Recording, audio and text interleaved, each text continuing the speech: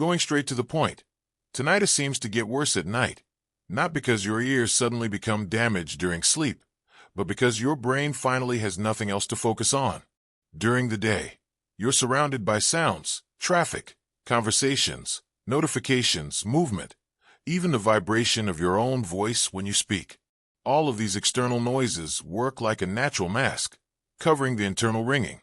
But when night comes and the world goes quiet, that masking effect disappears. What's left is the sound inside your head, exposed, louder, and impossible to ignore.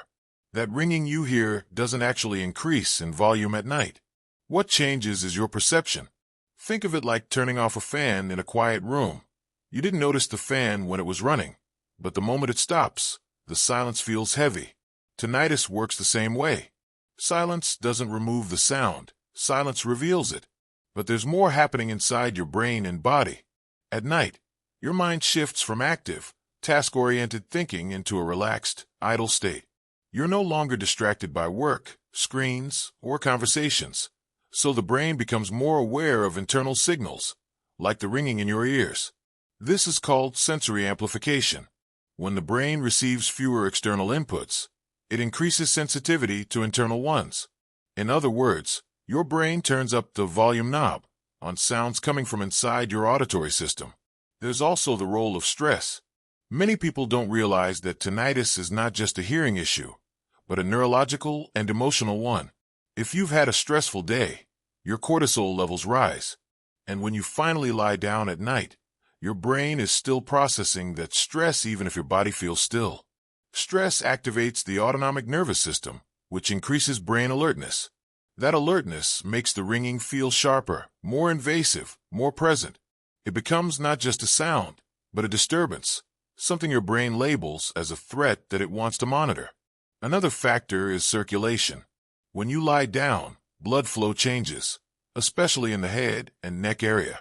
For people with sensitivity in their auditory system, this increase in circulation can make the ringing sound stronger, especially if the tinnitus is linked to blood pressure, inflammation, or ear pressure imbalance. Some people even report that their tinnitus sounds like a heartbeat, a whooshing sound, or a pulse. That is called pulsatile tinnitus, and it is actually synced with circulation. But the most important point is this: tinnitus at night is not just a sound, it becomes an experience. It can affect sleep, mood, memory, concentration, and overall emotional well-being. The longer the brain associates silence with discomfort, the stronger the cycle becomes. You lie down, the ringing gets louder. You get anxious, anxiety increases the ringing. You sleep badly, the next night it gets worse. That loop can continue for weeks, months, or even years. Now imagine the opposite situation, when the brain begins to forget the sound. This is what many therapies aim to do. Not eliminate the sound completely, but reduce the brain's sensitivity to it so it becomes background noise instead of an obsession. Tinnitus doesn't always go away, but the brain can learn to ignore it, just like you stop hearing the refrigerator running after a while. This is called habituation, and it's one of the main goals of long-term tinnitus relief. There are many causes behind tinnitus: noise exposure, earwax blockage, aging, inflammation, circulation problems, jaw tension, neck stiffness, medication side effects, and even emotional trauma. That's why one universal pill or treatment doesn't work for everyone, because tinnitus isn't just in the ear. It's in the auditory nerves, the brain, the emotional center, and sometimes in the blood vessels. But here's the good news. Tinnitus is not random. It has biological pathways, and those pathways can be supported, calmed, and repaired. Many people find that when they improve circulation, reduce inflammation, support the auditory nerves, and calm the nervous system, the ringing fades, loses intensity, or becomes easier to ignore. So, if your tinnitus gets louder at night, it doesn't automatically mean that something is getting worse inside your ears. It means your brain is drawing attention to a signal that never got resolved. And if the ringing is interfering with your sleep, your concentration, or your peace of mind, ignoring it will not make it go away.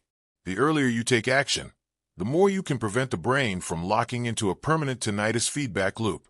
If you want something natural that may help support your ear health, your hearing nerves, and your mental quietness, something many people are using to reduce the constant ringing. There's a link below this video with more information. It's not a drug, not a temporary masking trick, and not a hearing aid. It's something designed to work from the inside out, supporting the auditory system, calming the nervous system, and helping restore balance where the ringing begins. Just click the link below this video to learn more. That's it.